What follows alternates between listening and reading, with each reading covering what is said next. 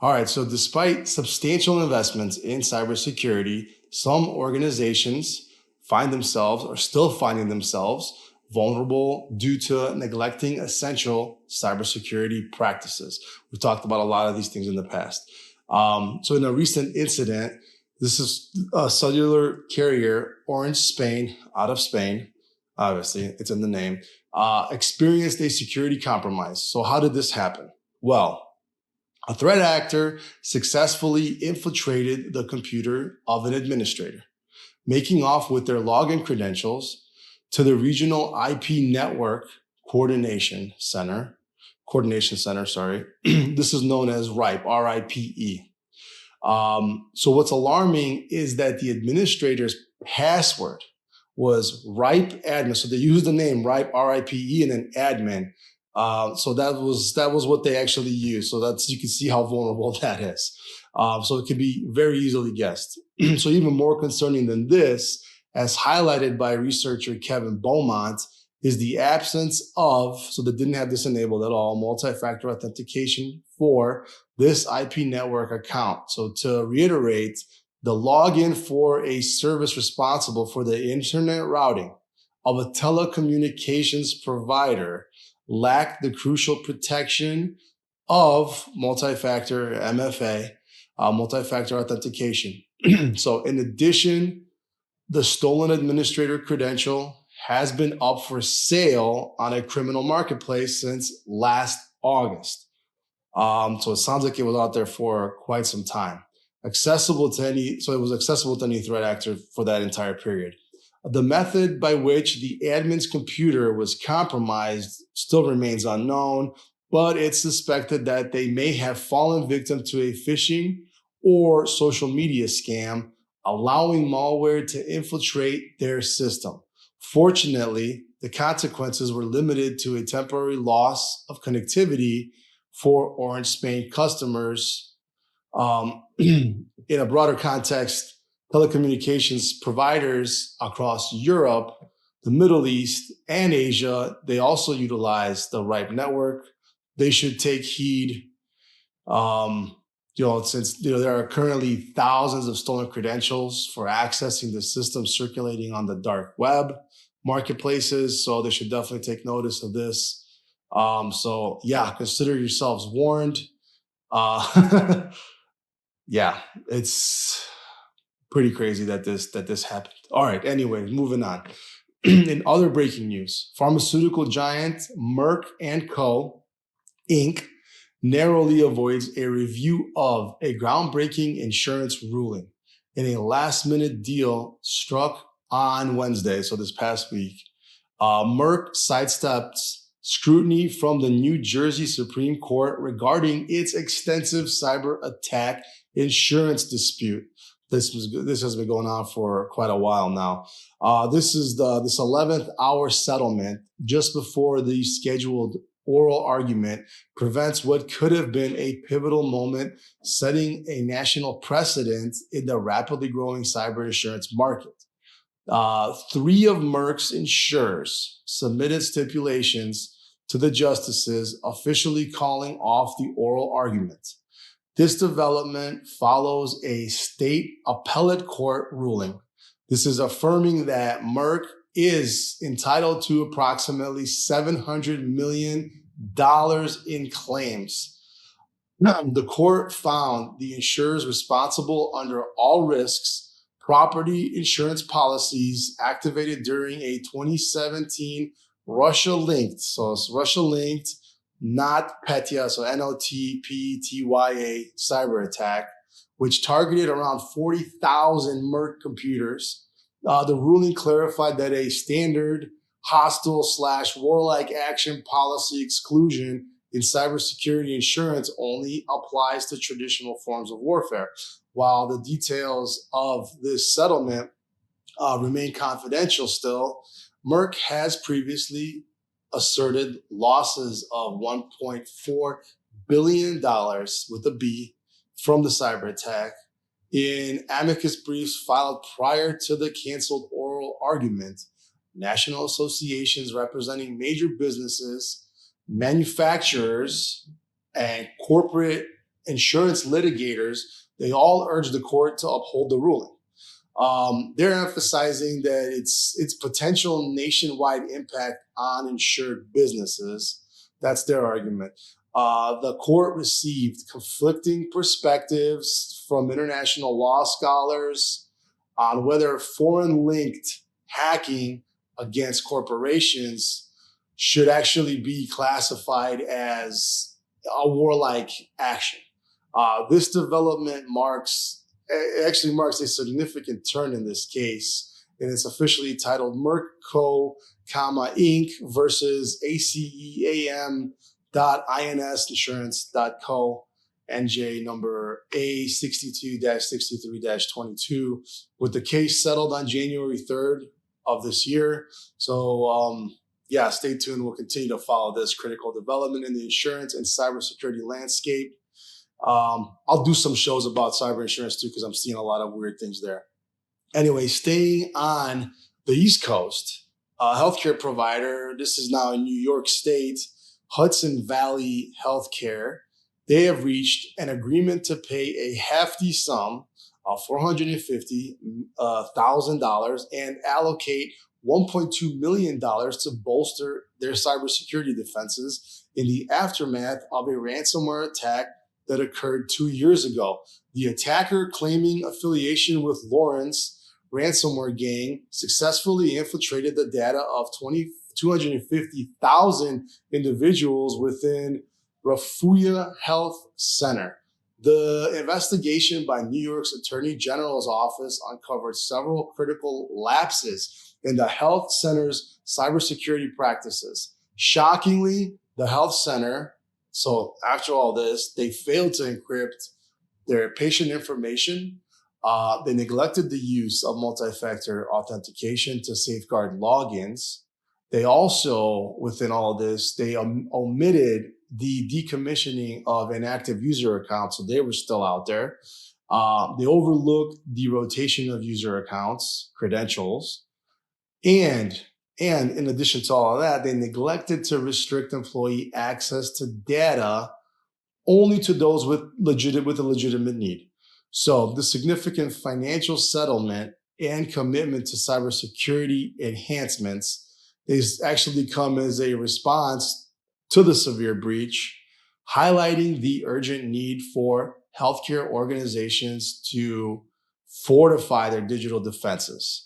We'll see how this plays out here as well, but very interesting what's going on. This is pretty crazy here in what's going on in New York. And in healthcare in general, there's just been lots of attacks recently.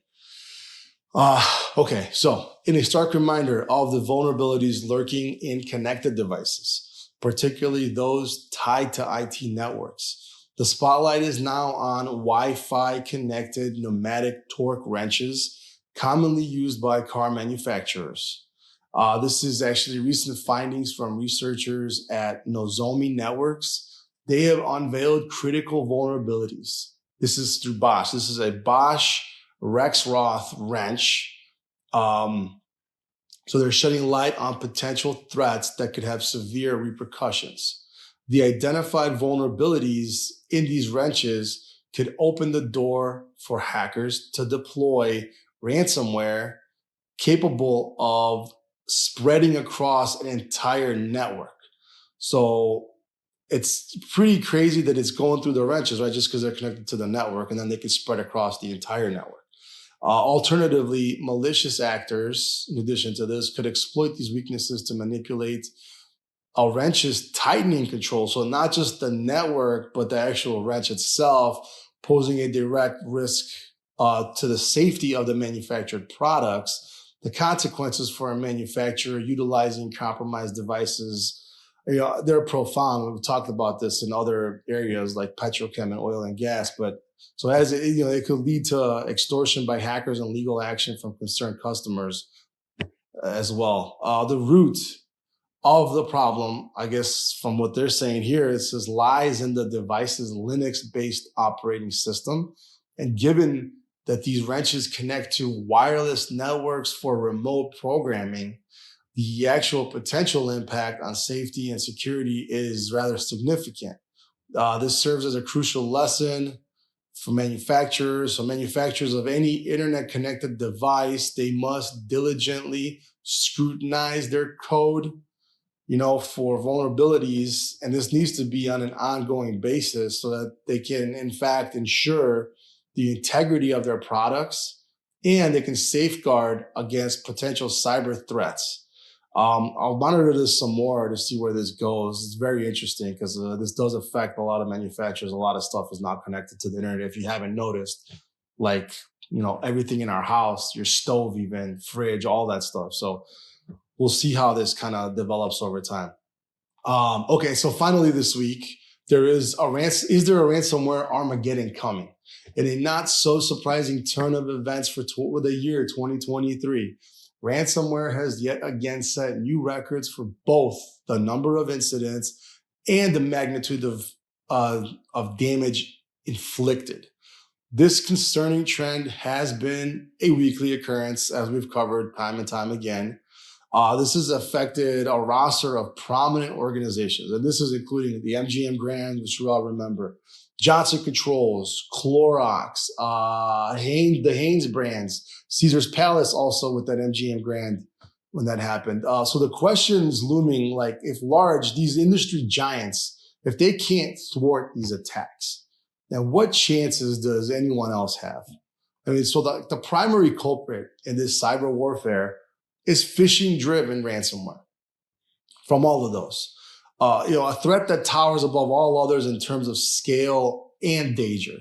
According to reports from CISA and from Cisco, a staggering 90% of data breaches, they stem from phishing attacks, resulting in monetary losses. And I couldn't believe this when I saw this the first time, but it's a whopping 10 billion, with a B, $10 billion.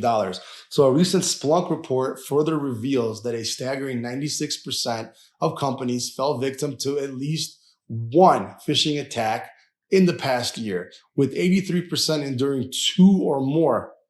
In the face of these escalating cyber threats, the need for advanced cybersecurity measures becomes more apparent than ever. While technology has made, they've made actually significant strides in defense mechanisms, even like over the past 2 decades, us humans, the users, we unfortunately, you know how that goes. We are the weakest link. We have not progressed much as far as thwarting cybersecurity attacks go. This is precisely why phishing remains a highly effective tool for criminals, exploiting human vulnerabilities rather than the technological shortcomings, right? It's easier for them to target the human element here because that is the weakest link. The critical line of defense lies in legacy multi-factor authentication technology currently. So although it's alarming that most companies are still relying on 20-year-old MFA systems, it is what it is. I mean, that's kind of what most of us are aware of and what we're using in industries. So here's the looming concern, though. The rise of generative artificial intelligence. So Gen AI, is about to it's going to make things considerably worse. And that's kind of what we're looking at now, looking ahead. So cyber criminals are leveraging Gen AI tools, such as fraudulent versions of ChatGPT, as an example. They're using this to craft highly convincing and realistic phishing messages. This personalized and context-aware text is becoming nearly indistinguishable from normal human communication. So making it a monumental challenge for recipients to differentiate between, a genuine and a fake message due to the Gen AI. What's more is that traditional anti-phishing solutions, they're struggling to detect these sophisticated Gen AI powered phishing attacks, which lack the usual indicators which we typically look at, like misspellings or generic language, things like that we can spot as red flags. Those are not included in this. They're gone. So the big question that arises, are we losing the fight against phishing? The answer prompts many companies to reevaluate their anti-phishing tactics. So the focus is now shifting towards upgrading primary targets like credentials and legacy MFA. Companies are starting to look into things and embracing what's called like the next generation multi-factor authentication, or next gen MFA. They're looking at this to replace traditional credentials and outdated MFA solutions. So this innovative approach relies on physical wearable compliant devices, FIDO2 compliant devices, rendering it nearly phishing proof and protecting against a myriad of vulnerabilities. That's one. I've also interviewed another company, 2cents.io. I had their CEO on here a couple of months ago. They were developing behavioral-based MFA where the system learns your movements and interactions and it can identify you. So as we face this impending phishing Armageddon powered by Gen AI, it becomes clear that the next Gen MFA that's emerging as that's going to be the frontline defense against the most sophisticated phishing attacks. That's it. So I'd love to hear more, like Rumbleverse. I would love to hear like your experience and thoughts on this topic. Please comment below. Always love to hear that. That's it for this week. Stay vigilant, stay secure. This has been your in-depth look into the world of cybercrime.